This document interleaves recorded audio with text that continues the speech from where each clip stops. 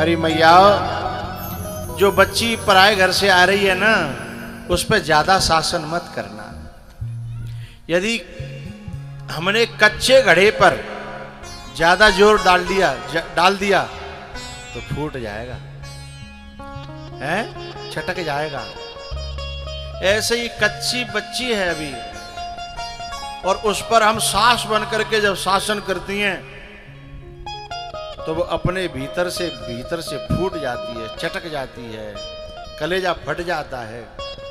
धीमे धीमे इंतजार करिए, जैसे जैसे वो मैच्योर होगी, जब वो बड़ी होगी, समझदार होगी, हैं?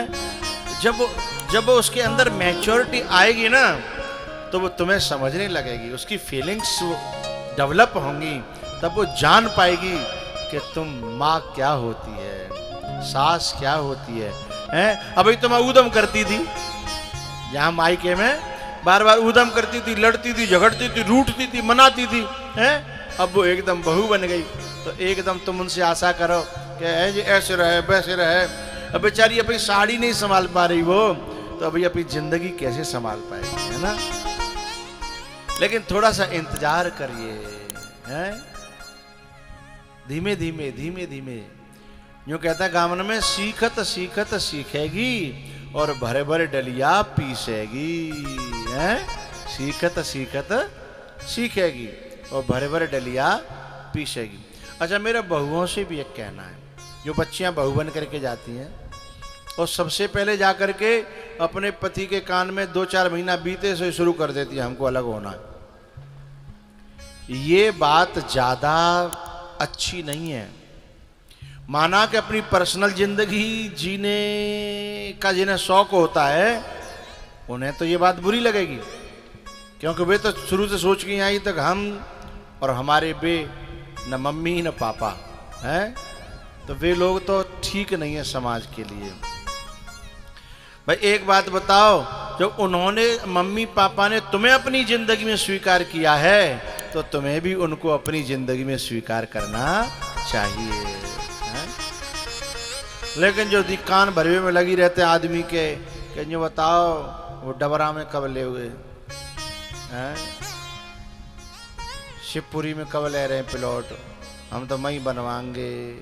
अब एक दूसरे की तरफ देख रही हैं और देख रहे हैं। इसका मतलब क्या होता है कि बात कुछ जानी पहचानी सी लग रही है? तो भीतर लगी रहेंगी, भीतर ही भीतर। अच्छा, खुद कभी नहीं कहती, बस आदमी को मोहरा बनाती हैं। ये 2-4 साल तो आदमी इस बात में काट जाता है कि कहेंगे, अभी मोकू तो शर्म लगेगी, तो 2 साल वही हैं, दुनिया का कहेगी, भैया का कहेगो, मम्मी बोलो का कहेगी, मऊआ तो न कम से कम अपनी इज्जत की चिंता कर, मेरी चिंता कर। फिर 2-4 महीना कट जाएंगे, फिर धीमे से शुरू करेगी। ऐसी नारी को तो चुल्लू भर पानी में डूब के मर जाना चाहिए। क्यों? बोले एहसान फरामोश है वो। भाई जिस माँ बाप ने तुम्हें अपना सब कुछ दिया है, उनके लिए तुम्हारे पास समय भी नहीं है। क्या मांगते हैं वो बताओ? कुछ भी तो नहीं, अपना सब कुछ देने को तैयार हैं, दे ही दिया ना, किसके लिए कर रहे हैं? लेकिन तुम्हारे पास समय भी नहीं है। अच्छा, दुख तो मुझे तब होता है कभी कभी, ये गांव के लोग जाके सिटी में बस जाते हैं ना, और उनके मम्मी पापा गांव में रहते हैं, तो सिटी में गाड़ी लेंगे और कभी माँ बाप पहुंच जाए तो घूमने जाएंगे ना, तो माँ बाप को घुमाने नहीं ले जाएंगे। मम्मी पापा से कहें तुम घर रहो, हमने कहा भाई आए काम तो जा रहे हैं। माँ बेचारी आवेगी कि लाला मऊए ले चल, कहाँ जा रहे हैं? मैं चलूंगी, हैं? बोले जगह नहीं है गाड़ी में। बोले है तो सही। अरे वो पिल्ला बैठेगा ना,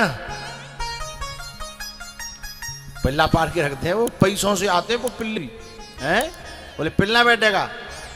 तो कितना दुख होता है, माँ के लिए जगह नहीं है, किसके लिए है?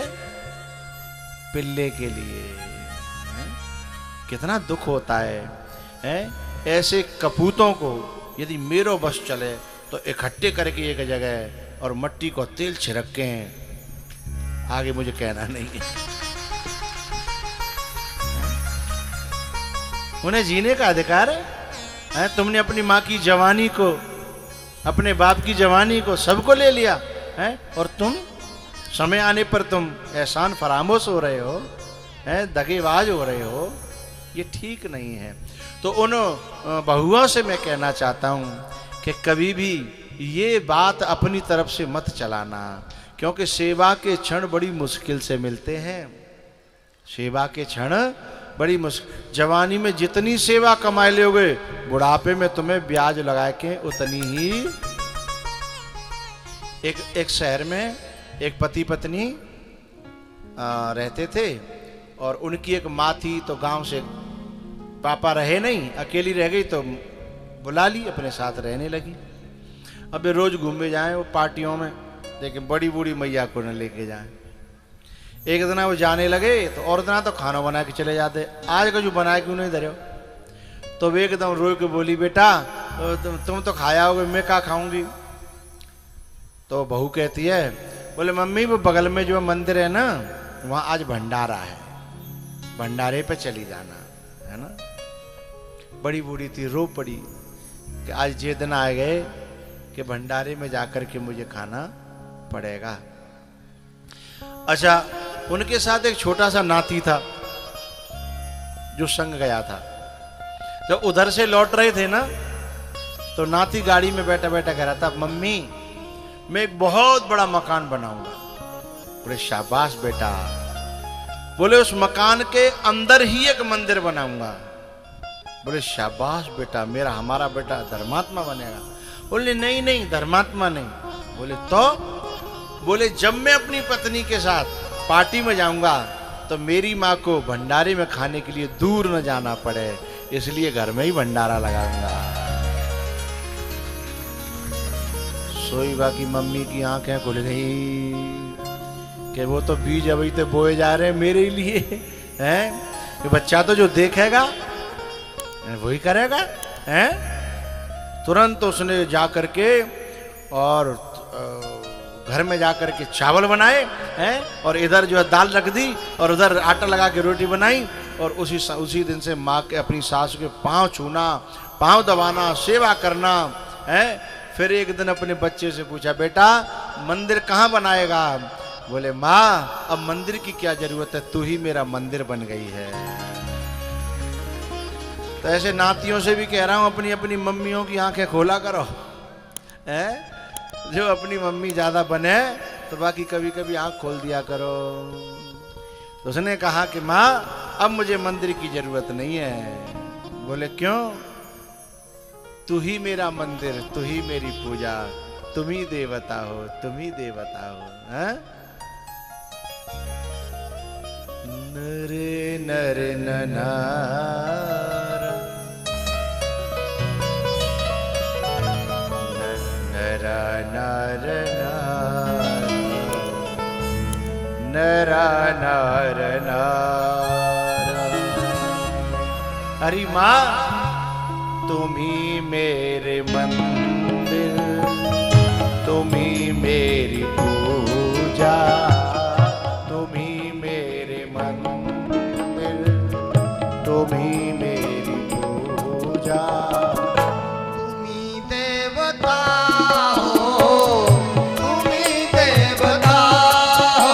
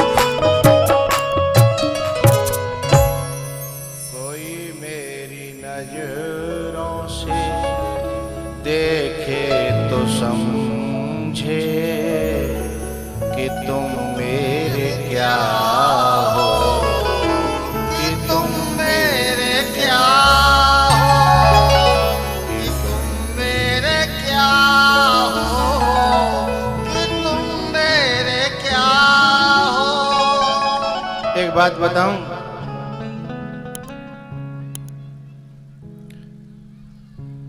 किसी भी माँ से उसके बच्चे को दूर करने के बराबर इस दुनिया में कोई बड़ा पाप नहीं है। जो माँ बन गई हैं वो इस बात को समझ सकती हैं।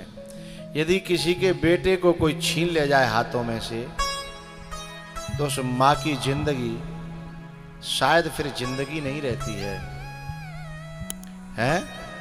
तो ऐसे ही यदि किसी माँ के बेटे को कोई बहू आकर बन करके आवे और छीन ले जाए, तो फिर वो बहू नहीं है, वो उस माँ के लिए डाहिन जैसी हो जाती है। इसलिए कभी किसी माँ के बच्चे को उस माँ से दूर नहीं करना चाहिए, नहीं तो दुनिया में ठाकुर जी उस व्यक्ति को कभी क्षमा नहीं करते। बहू के रूप में आए हो तो मिलाने की कोशिश करना, बहू के रूप में आए तो घर को बिगाड़ने की कोशिश मत करना। बधूलरे के पर घर आई, राखेऊ नयन पलक की नाई, राखेऊ नयन पलक की नाई।